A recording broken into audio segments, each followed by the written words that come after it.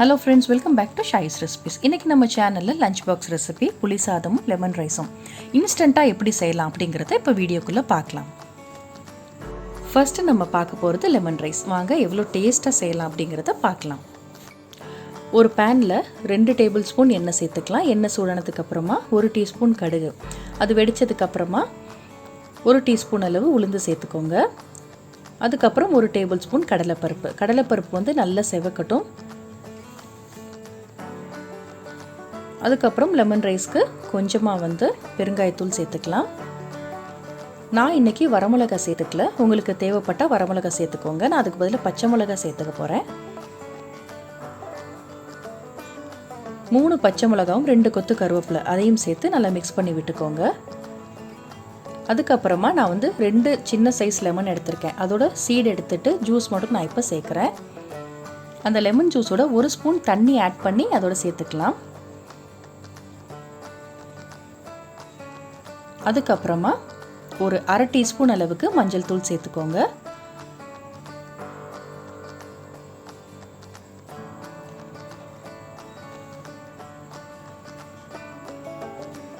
மஞ்சள் தூள் சேர்த்ததுக்கப்புறமா கொஞ்சமாக உப்பு சேர்த்துக்கலாம். என்னதான் சாதத்தில் கொஞ்சமாக உப்பு போட்டு வடிச்சிருந்தா கூட இதில் கொஞ்சம் உப்பு சேர்க்கணும். இப்போ பாருங்கள், நல்லா எண்ணெயெல்லாம் நல்லா பிரிஞ்சு வருது பாருங்கள். இந்த அளவுக்கு நல்லா மிக்ஸ் பண்ணாதான் லெமன் ரைஸ் வந்து நல்ல வாசனையாக இருக்கும். பாருங்கள், அவசரப்பட்டு நம்ம செஞ்சோன்னா லெமன் ரைஸ் டேஸ்ட் நல்லா இருக்காது. எண்ணெய் நல்லா பிரிஞ்சு வந்ததுக்கப்புறமா வறுத்த கடலை வந்து ஒரு 2லேருந்து 3 டேபிள் ஸ்பூன் நான் சேர்த்துக்கிறேன். பொதுவாகவே இந்த மாதிரி வெரைட்டி ரைஸில் கடலை சேர்க்கும் போது வெரைட்டி ரைஸ் நல்ல டேஸ்ட்டாக இருக்கும். அதனால வந்து நான் இப்போ கடலை சேர்த்துக்கிட்டேன். அதுக்கப்புறமா நல்லா வடித்து ஆற வச்ச சாதத்தை நம்ம இப்போ சேர்த்துக்கலாம். நான் வந்து இன்றைக்கி செய்கிற அளவு வந்து 3 பேர் சாப்பிடக்கூடிய அளவுக்கு நான் இன்றைக்கி செய்கிறேன். நல்லா இந்த லெமன் வந்து நல்லா எல்லா இடத்துலையும் இந்த ஜூஸ் வந்து ரைஸில் படுற மாதிரி நல்லா மிக்ஸ் பண்ணி விட்டுக்கோங்க. அவ்வளோதான், பாருங்கள், சூப்பரான லெமன் ரைஸ் ரெடி ஆகிடுச்சு. அடுத்து நம்ம பார்க்க போகிறது இன்ஸ்டண்ட்டாக செய்யக்கூடிய புளி சாதம் பார்க்கலாம். கண்டிப்பாக நான் இன்னொரு வீடியோவில் கோயிலில் செய்கிற மாதிரி புளி சாதம் எப்படி செய்யலாம் அப்படிங்கிறத நான் கண்டிப்பாக அப்லோட் பண்ணுறேன். ஒரு சின்ன சாத்துக்குடி அளவு புளி எடுத்துக்கலாம். அதை சுடுதண்ணியில் ஊற வச்சுக்கோங்க. நல்லா ஊறினதுக்கப்புறமா அதில் கல்லுப்பு கொஞ்சம் சேர்த்துக்கலாம். இந்த மாதிரி கல்லுப்பு சேர்த்து நம்ம புளி கரைக்கும் போது ஈஸியாக நம்ம புளியை கரைச்சி எடுத்துடலாம். இன்றைக்கி நான் செய்கிற அளவு வந்து ஒரு 5லேருந்து 6 பேர் சாப்பிடக்கூடிய அளவுக்கு புளி பேஸ்ட் நான் இன்றைக்கி செஞ்சு எடுக்க போகிறேன். அதுக்கு வந்து 4 டேபிள் ஸ்பூன் ஆயில் சேர்த்துக்கலாம்.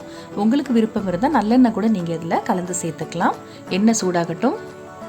எண்ணெய் சூடானதுக்கப்புறமா 2 டீஸ்பூன் அளவு கடுகு, அதுக்கப்புறமா 2 டீஸ்பூன் அளவு உளுந்தம்பருப்பு சேர்த்துக்கலாம். அதுக்கப்புறமா 2 டேபிள் ஸ்பூன் கடலைப்பருப்பு சேர்த்துக்கோங்க. இது நல்லா செவக்கட்டும். அதுக்கப்புறமா ஒரு 8லேருந்து 10 வரமிளகா சேர்த்துக்கலாம். உங்கள் காரத்துக்கு ஏற்ற மாதிரி நீங்கள் சேர்த்துக்கோங்க. வரமிளகா நல்லா செவந்து வரட்டும்.